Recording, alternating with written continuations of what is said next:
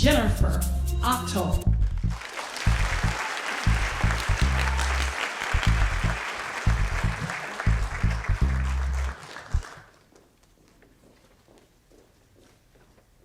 Back in the early 50s, television was new and unreliable. In the small towns of Montana where we lived, you'd be lucky to get one station, and when you did, there'd be a lot of monkeying around with a horizontal hold and the tuning knob. And even so, it might come in fuzzy, known in the day as snow.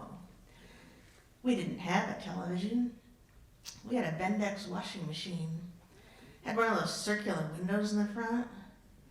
On a Saturday morning, my mom would get the laundry moving around and the whites would be pounding up and down with suds, and my dad would sit us down in front of it. My brothers and I were about 3, 4, and 5. "There you go," he'd say. "The television is on." "There's a lot of snow in the reception this morning."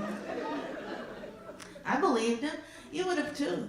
He spoke with such authority and he never cracked a smile. My dad was an educator, tall, charismatic, with a taste for adventure. That's why we lived in Montana in the first place.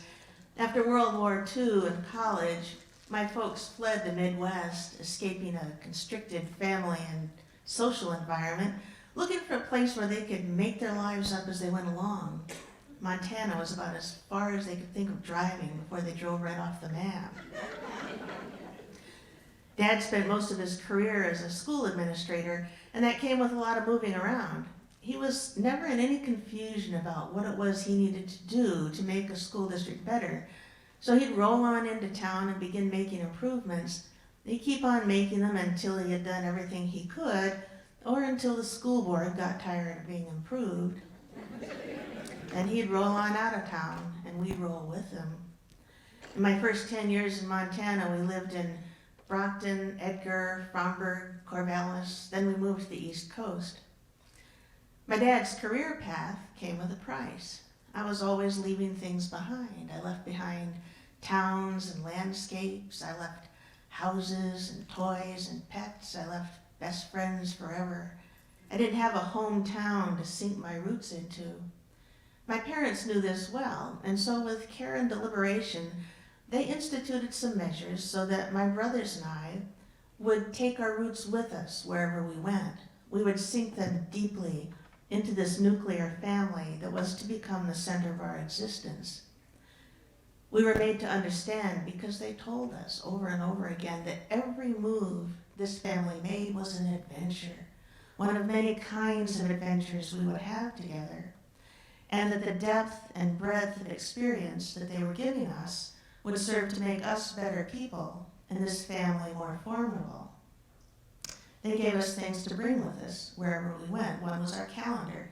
Our year was structured around 4 major holidays and 5 birthdays, and the traditions that always went with each. We always ate rutabagas at Thanksgiving. We always sang happy birthday just as the knife began to cut the cake. Another thing we took were some treasures, most notably our books. I don't suppose I ever left a book behind. That meant more and more boxes of books with every move. And when they were put on the new shelves and you looked at them, it was like I was looking at old friends that had moved right along with me. And we brought family stories. Do you remember the summer we spent on the beaches of Oregon sifting through the pebbles for agates? Do you remember the time Dad took us morel mushroom hunting and instead he found the angry bull in the field? Do you remember the time that Tom got bit by the squirrel and then he went to the doctor and then he came home and he got bit by the snake? These were small stories, but they're the kind of stories that create a family history. My dad's sense of humor was also a constant that came with us wherever we went. It became a part of that history. Many of the things that he said and did passed into family lore, including some notable chums of us, his very own children. The Bendix washing machine was a chum. This is our quintessential family sport, which my dad perfected. It's manipulating someone's thoughts or feelings by getting them to buy into something that's highly irrelevant, completely unlikely or frankly false. The best chum is an outright lie. And the best chummers perpetrate it with confidence and a deadpan expression. My dad was an expert. I remember vividly one afternoon, I was about 8, we were living in the mountains of western Montana at a family picnic near a trout stream. I was watching my dad sort out some fishing gear. He looked over at my mom sitting under the shade of a tree and he said, "You know, your mom used to be a pygmy."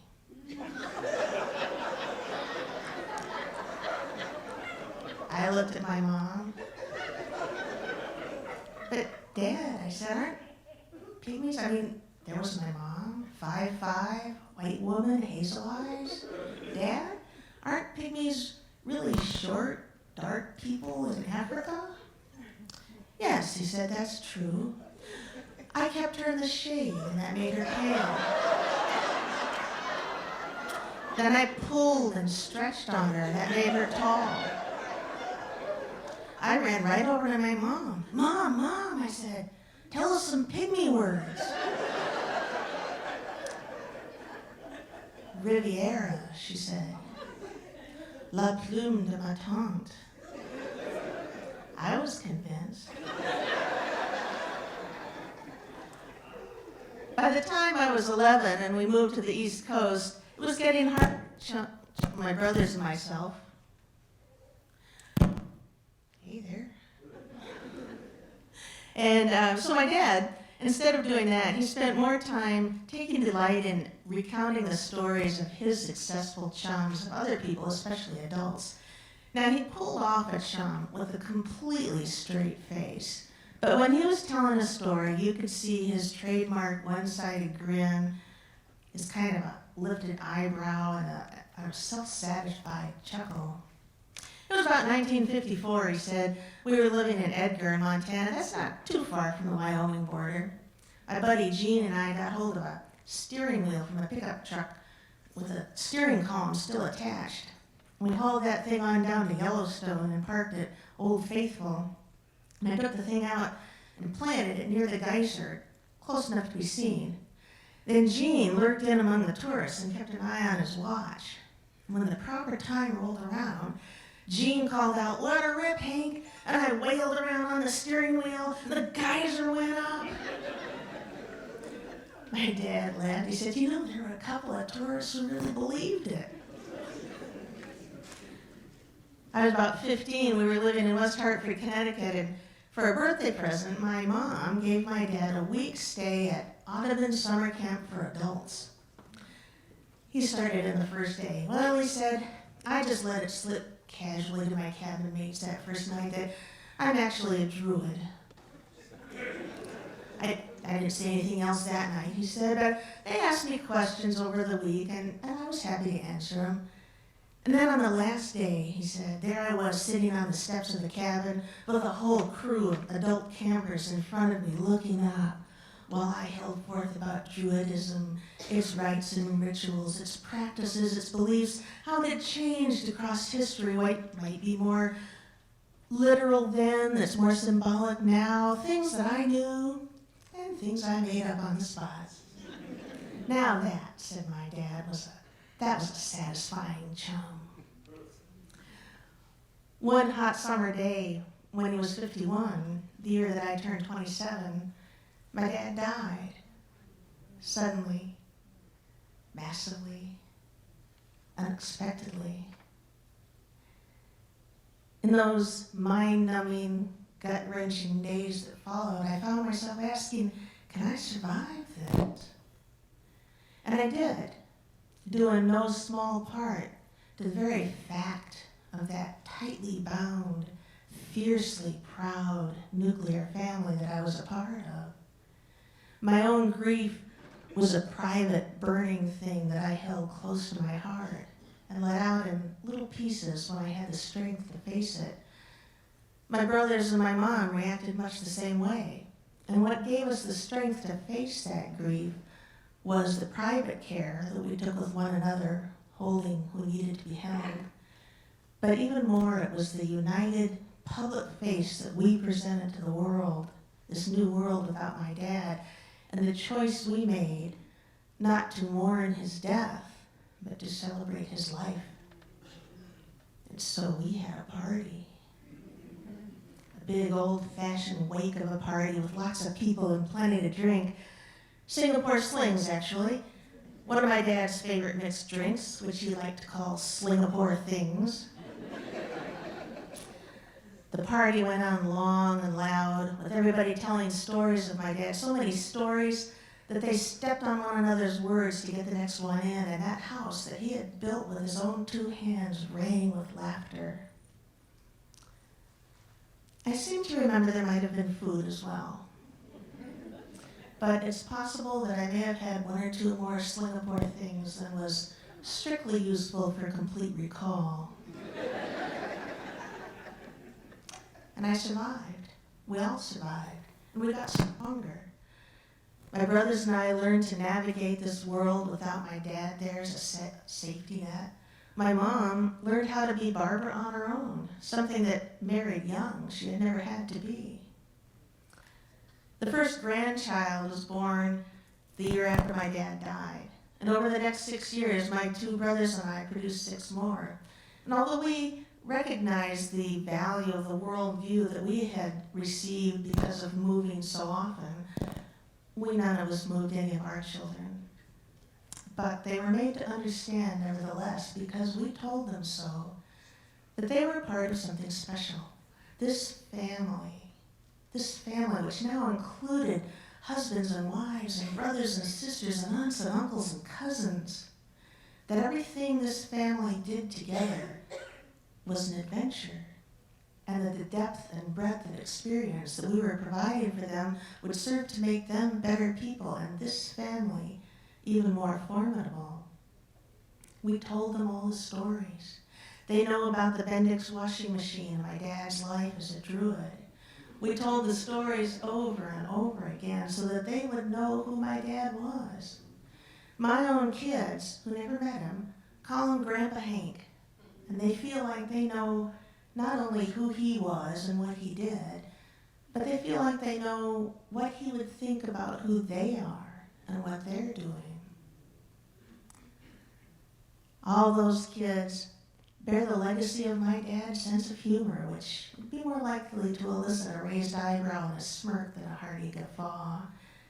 And they all understand chumming from the inside out, having been targets of it often enough themselves. Not long ago, I was out to dinner with my elder son, Nathaniel, my daughter, Annika, and her friend, Becky. Table conversation turned, as it sometimes will, to the prospect of finding some wealthy young men for Annika and Becky. And I related the story of the dowry list my dad used to carry around in his wallet. It was a list, some 14 items long, mostly agrarian, beginning with 2 milking nannies, that he would accept in exchange for my hand in marriage. See, that was my dad. Someone else would think of the joke. He'd write it down and put it in his wallet. Well, it's a funny story. My kids have heard it forever. It was new to Becky. And then Nathaniel pipes out of nowhere and he says, "You know, there's a lot of work these days for wet nurses." Silence at the table. Wet nurses? Well, yeah, he said, milking nannies. Silence again. He was serious. In the going on 3 decades that he'd heard this story, it had never once occurred to him that a milking nanny was a goat. Chuckling began in earnest then. "There it is, Nathaniel," I said, 37 years beyond the grave, and you have been thoroughly chummed by your Grandpa Hank. And Nathaniel was a little set up by that. I mean, if you're going to be chummed, you may as well be chummed by the best.